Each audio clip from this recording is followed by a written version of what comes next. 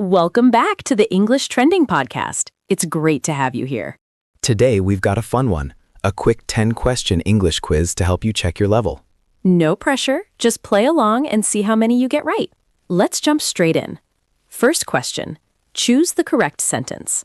A, she doesn't like coffee. B, she doesn't likes coffee.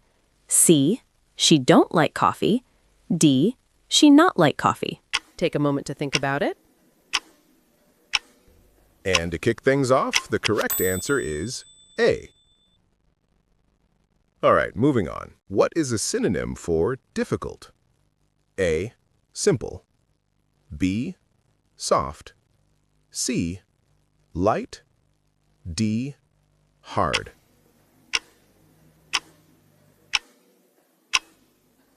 If you went with D, you're doing great so far. Now, let's take a look at this one. I have lived here, blank, 2015. A, since. B, during. C, for. D, from. Give yourself a second. That one's A. Since. Next up, here's a grammar one. He is the blank student in the class. A. More intelligent. B. Most intelligent. C. Intelligentest. D. Intelligenter.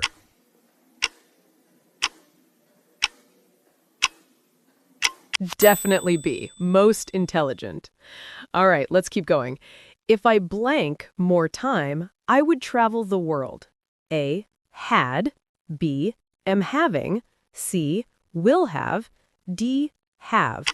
Take a moment. That's A. Had. Now for a voice change question. Which sentence is in the passive voice? A. The chef cooked the meal. B. The chef is cooking the meal. C. The meal was cooked by the chef. D. The meal cooks quickly. Think about the structure.